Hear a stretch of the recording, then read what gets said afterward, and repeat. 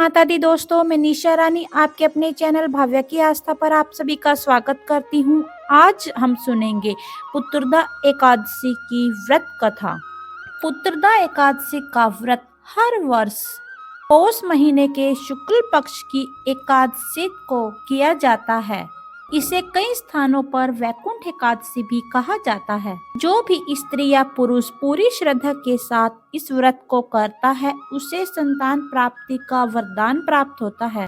इस बार एकादशी तिथि की शुरुआत होगी 9 जनवरी 2025 को दोपहर 12:22 पर और 10 जनवरी 2025 को सुबह 10:19 तक रहेगी।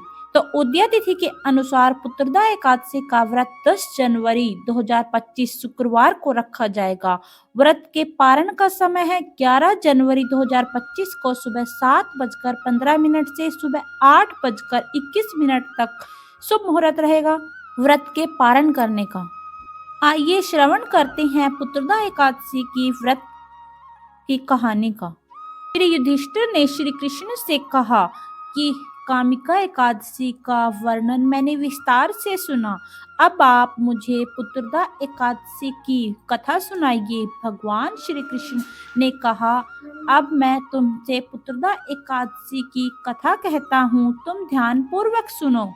भद्रावती नाम का एक राज्य था, जिस पर सुखेतु नाम का एक राजा राज्य किया करता था। राजा सुखेतु की धर्मपत्नी थी, उसका नाम शैव्य था, लेकिन उन दोनों की कोई संतान न होने के कारण राजा रानी बहुत दुखी रहते थे। संतानहीन होने के कारण दुख को झेलते झेलते एक दिन राजा ने अपना राजपाट अपने महामंत्री को सौंप दिया और अपनी पत्नी श्रेया के साथ वह वन के लिए चल दिए। उन दोनों ने आत्महत्या का मन बना लिया और ज्ञानहीन के और वो घने वन के अंदर जाते चले गए। राजा रानी दोनों ने आत्महत्या करने की सोच ही रहे थे, तभी राजा ने कहा, आत्महत्या करना घोर और महापाप है। आत्महत्या किसी को शोभा नहीं देती। और उसी पल उन्हें वेद पाठ और मंत्रों की ध्वनि सुनाई दी और वो दोनों उसी ध्वनि को सुनते हुए उसकी तरफ चलते चले गए। उन्होंने देखा कि एक सरोवर के निकट बहुत से ऋषि मुनि वेद पाठ कर रहे थे। राजा सुखेतु और उनकी पत्नी राजा श्रेया ने उन सभी ऋषिगणों को प्रणाम किया। राजा सुखेतु अपनी पत्नी शैव्य के साथ उन सब ऋषियों की सेवा में लग गए और ऐसा करते करते वो सब ऋषि उन पर अति प्रसन्न हो गए और उन्होंने कहा, वत्स मांगो, तुम क्या मांगते हो? तब राजा ने कहा, हे प्रभु, मेरे कोई संतान नहीं है, बस हमें एक पुत्र का वरदान चाहिए। राजा की बात सुनकर सभी ऋषि मुनि श्रेष्ठों ने कहा, राजन, यदि तुम और तुम्हारी पत्नी पौष मास की शुक्ल पक्ष की एकादशी तिथि का व्रत पूरे विधि विधान और नियमों के साथ करो तो तुम्हें संतान की प्राप्ति अवश्य होगी।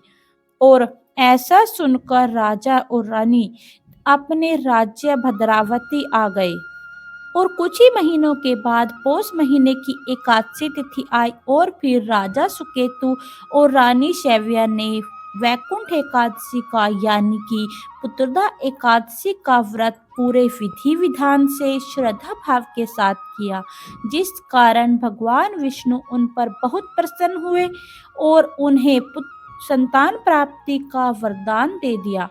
कुछ दिनों बाद रानी शैव्या ने गर्भ धारण किया और 9 महीने के बाद एक सुंदर पुत्र को जन्म दिया।